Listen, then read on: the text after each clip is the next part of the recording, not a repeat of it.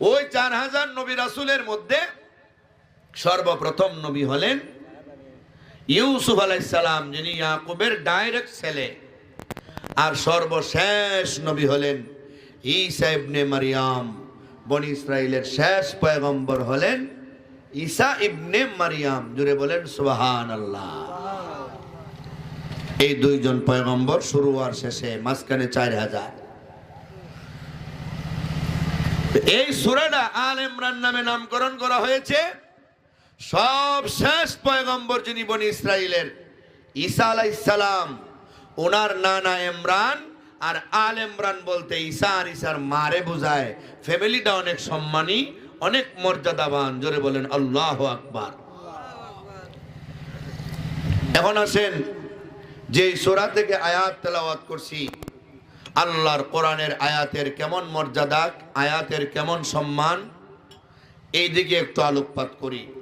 নবী যখন কোরআন বেঈমান কাফেরদের কাছে বর্ণনা করেন, তখন বেঈমান কাফেররা কোরআন বিশ্বাস করে না, কয় এগুলি মুহাম্মদ নিজে বানাইছে। নাউজুবিল্লাহ বলেন। আপনারা বলেন কোরআন কি এটা আল্লাহর কালাম না নবীর কালাম? আল্লাহর কালাম। সন্দেহ আছে কোনো? বেঈমান কাফেররা যখন কয় এটা মুহাম্মদের কালাম, তখন আল্লাহ পর পর 3 জায়গায় 3টা চ্যালেঞ্জ দিয়া দিলেন যে এটা আমার কালাম, আমি আল্লাহর কালাম। তোমরা যারা বলো এটা মুহাম্মদের কালাম, মুহাম্মদরে তোমরা মানুষ মানো, মুহাম্মদরে তোমরা মানুষ বলতে কোনোদিন ভুল বলো না।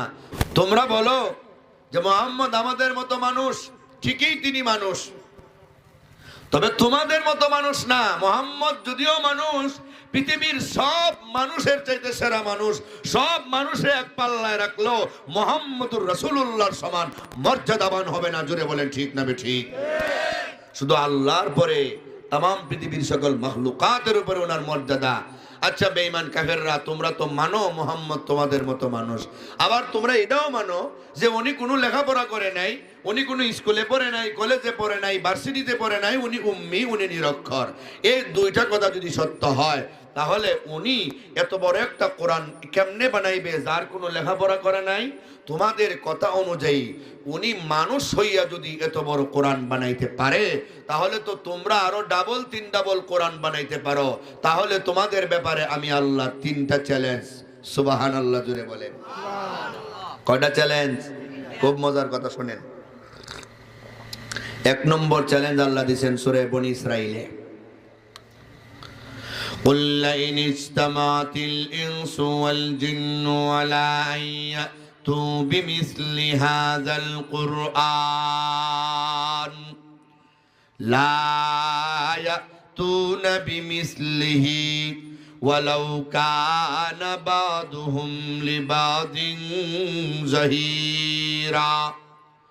ও মায়ের নবী, বেঈমান কাফেরদের আপনি জানা দেন, তারা বলে কোরআন আপনি বানাইছেন। আপনি যদি কোরআন বানাইতে পারেন, তারাও তো পারবে। আপনি জানা দেন তোমরা কোরআনের মতো একটা কোরআন বানাও।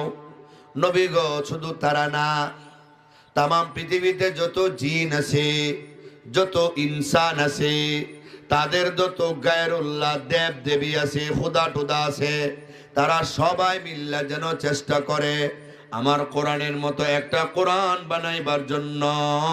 নবী গো, আপনি জাইনা রাখেন তামাম পৃথিবীর সকল মাখলুকাত মিলেও আমার কোরআনের মতো একটা কোরআন বানাইতে পারবে না। দেন আপনি চ্যালেঞ্জ, তারা চেষ্টা করে দেখুক পারে কিনা। আপনারা কি বলেন, পারবনি? সবাই বলেন না কেন? কে পারবো আর কে পারতো না আল্লাহ কি জানেন না? আল্লাহ তো বুঝতেই চ্যালেঞ্জ দিছেন। সারা দুনিয়ার জিন ইনসান মিল্লা চেষ্টা করলে পারবে না। বেঈমান কাফেররা অনেক চেষ্টা করছে। তাদের দেব দেবী লইয়া কি চেষ্টা করতো, তাদের মূর্তি লইয়া কি চেষ্টা করবো, হেরারও তো বিল নাই। যখন একটা কোরআন বানাইতে পারছে না, আল্লাহ চ্যালেঞ্জটা নামাইয়া দিছেন। এটা আছে সূরা হুদের 13 নম্বর আয়াতে। আম ইয়াকুলুনা ইফতারা কুল ফাতু বিআশরি সুওয়ারিন মিসলিহি মুফতারায়াত ওয়াদউ মান ইসতাতাতুম মিন দুনিল্লাহ ইন কুনতুম সাদিকিন।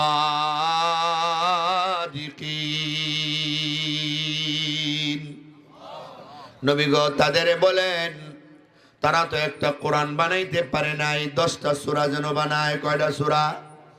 10টা সূরা। তারা যাদেরকে মাবুদ মানে তাদের মাবুদরে লইয়া যেন চেষ্টা করে। আপনারা কি বলেন? গায়রুল্লাহ যারা আছে পৃথিবীতে, গাছের পূজা করা হয়, মূর্তির পূজা করা হয়, দেব দেবীর পূজা করা হয়, এগুলির কোনো শক্তি আসেনি? আছে? আবু জেহেল গেছে একটা মূর্তি লইয়া বাজারও বিক্রি করত, রাস্তার মধ্যে ফেসাবে ধরছে। হ্যাঁ, ফেসাব করতেছে খারইয়া। আবু জেহেল মার্কা যারা হেরা তো খারইয়াই ফেসাব করে। কি বলেন আপনারা? খারইয়া কি ফেসাব করা সুন্নত না ওয়াজিব? হ্যাঁ, গুনাহ। ওয়াজিব না, সুন্নত না, কি গুনাহ। খারইয়া ফেসাব করা গুনাহ। যদি আপনার মারাত্মক ধরনের কোনো জরুরত থাকে, জটিলতা থাকে, বেমার থাকে, বসতে পারেন না, তাহলে আপনার জন্য জায়েজ আছে, নাইলে আপনি বইসেই প্রস্রাব করতে হবে। কথা বলেন ঠিক কিনা? না হইলে তো প্রস্রাবের সিডা আইয়া আপনার জামা কাপড়ে ভরবো। হুজুর প্রস্রাবের সিডা হইরা কিন্তু আমি তো হিসাব করে ভানি লই না, ভেন দিয়ে মুখ চালাই, তাইলে আর খারইয়া হিসাব করলে আর কি? আপনি খারইয়া না, আপনি ভাবলে ঘুমাইয়া করেন, আমাদের কোনো আপত্তি নেই। কথা বলেন না কেন? আপনি লেফ নিয়ে ঘুমাইছেন, পেশাবে ধরছে, আপনি ওটার দরকার নাই, লেফে বেসাইরা দেন, তা আমাদের কোনো আপত্তি নেই। পেশাব করে সামনে আর আওয়াজ হয় পিছনে। কিরে পেশাব করি সামনে, আওয়াজ হয় পিছনে, কিতা পিছে দেখে কুত্তা একটা পেশাব করবার আর জায়গা পাইছে না। কুত্তা যখন বালি গয়ে ঠ্যাং খারাপ হইলে একটা ওয়াল ফাইলে নাইলে গাছ ফাইলে এখানে পেশাব করে। এখন হেয়ার পেশাব করবার জায়গা পাইছে না। আবু জেহেল সাহে দেখে হে যে মূর্তি খারাপ করে পেশাবে বসছিল, ওই মূর্তির নাক বরাবর কুত্তা পেশাব করতেছে। আবু জেহেল্লাকে সর্বনাশ, খুদা মানি আর পূজা করি আর কুত্তার পেশাব সরাইতে পারে না, এটা আবার কেমন হুদা? লাগতে ভেঙে লাইছে, নিজেরটা নিজে ভেঙে লাইছে, কেউ তো আর কোনো অপরাধ নাই। কোনো মুসলমানের যদি কোনো মূর্তিকে ভাঙে এটা অপরাধ হবে। তার মূর্তি যতই ক্ষমতা না থাকুক, আপনি মুসলমান হইয়া তার মূর্তি ভাঙ্গার কোনো অধিকার নাই। কথা বলেন না? সে যদি লাগতেইয়া ভাঙ্গে ফেলাই দেয়, সে যদি সাগরে না ফেলাই দেয়, ফুকুরনে ঠেলা মাইরা লাগতেইয়া দুর্গা পূজার পরে 5 দিন পরে ভাঙ্গে লায়, তারটা হে ভাঙ্গুক, আপনি ভাঙতে যাবেন কেন? আপনি ভাঙলে তো মামলা হবে, আপনি ভাঙলে তো ইসলামের মধ্যে বিপদ আছে, আপনি আরেক বেটার মূর্তি ভাঙতে যাবেন কেন? ঠিক কিনা বলেন? সাবধান থাকতে হবে। তার ধর্মেরটা সে বুঝবে। আবু জেহেল্লা ভাঙ্গে লাইছে, কই যে মূর্তির মাথা আছে বুঝে না, পাও আছে হাঁটে না, হাত আছে ধরে না, চোখ আছে দেখে না, কান আছে শুনে না, মুখ আছে খায় না, এটার নাম ওই মূর্তি। এটারে কেন রাখতাম? কুইয়ে সব ভেঙে লেছি।